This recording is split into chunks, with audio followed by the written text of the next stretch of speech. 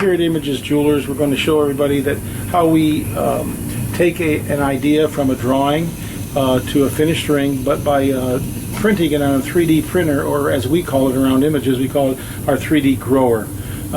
Right now what you're seeing is Kelly Close, our lead designer, who has just finished this ring for a customer.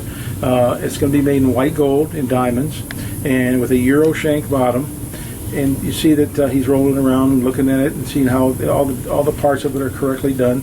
There he's showing you what sort of a rendering of what it looks like in metal, sort of, just to make sure it's all going to check out okay. And I think you have a rendering, don't you, Kelly? And here is a finished rendering of what it's going to look like to give you an idea.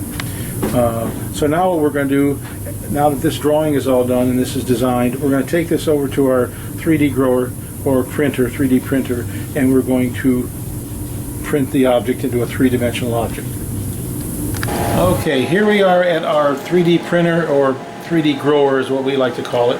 And what this is a vat of resin, as you see here. And if I'll just sort of move it around a little bit, you see how it's sort of a, you know, like thick, viscous material.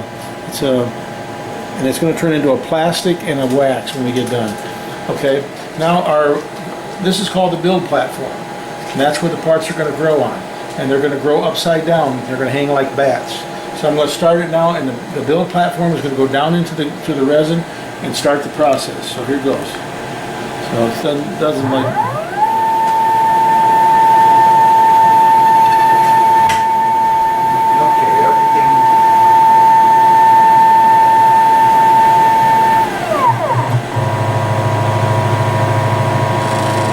Okay, it entered it, it plunged into the resin, and now it's going to shoot light up underneath there and lay down one layer of the file that we've put in of the different rings we're growing.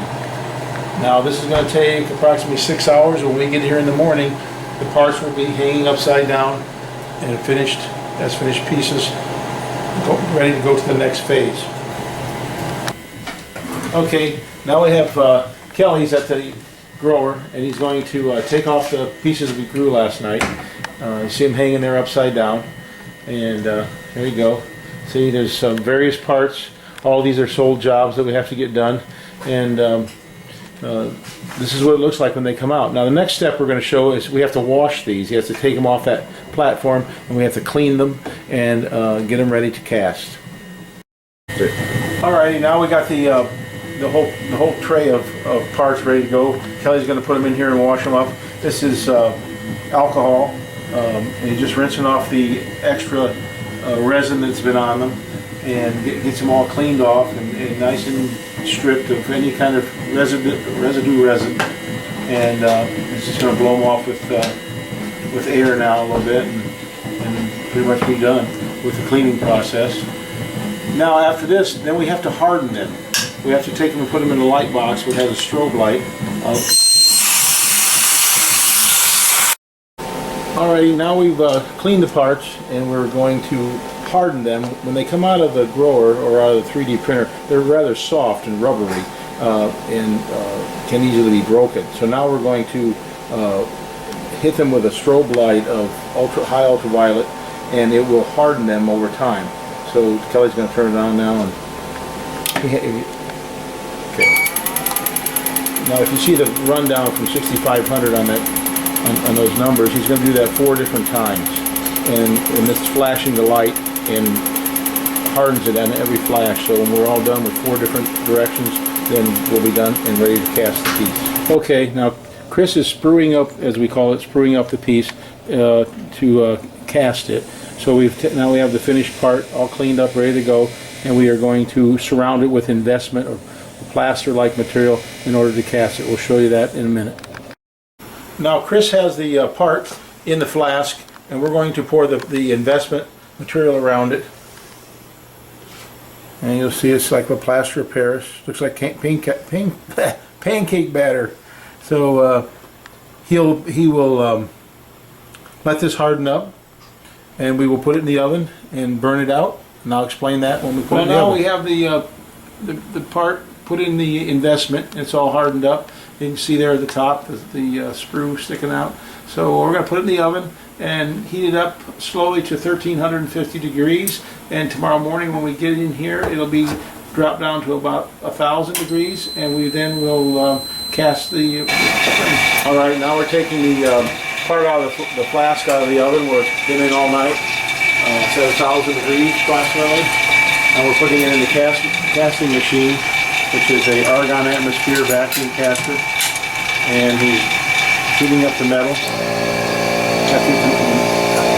heating the metal under vacuum.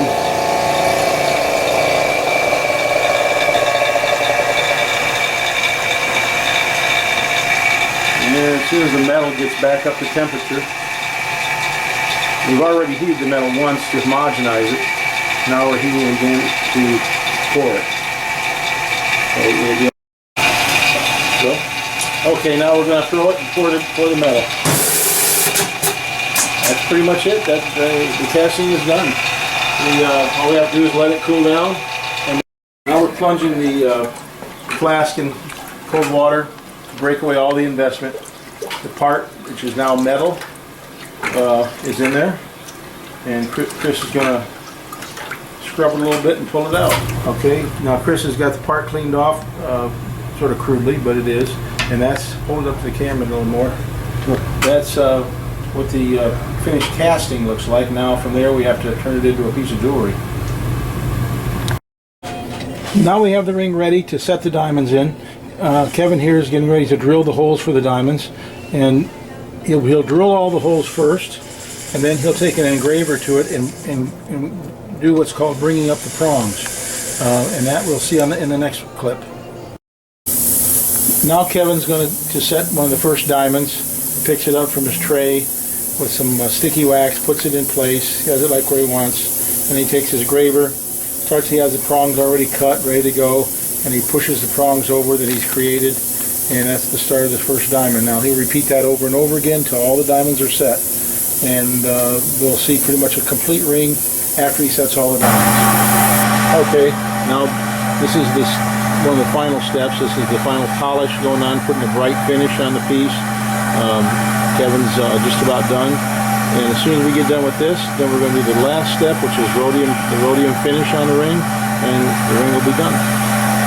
Okay, now we're doing the very last step, which is the rhodium plating or rhodium finish of the piece, which makes it extremely white on the outside. Rhodium is an inert metal related to platinum, rhodium, iridium, all those, palladium, platinum, all those metals are all related. See it all bubbling and fizzling, and the metal is now being applied. You only do it for about 30 seconds. That's about it. And so the next step will be to show you the finished ring. Alrighty, this is what we started with. This was the grown model, or the 3D model that we started with, and this is the completed ring. Diamond center, diamond sides, all diamonds hand set with a graver. So that's how it will go from start to finish.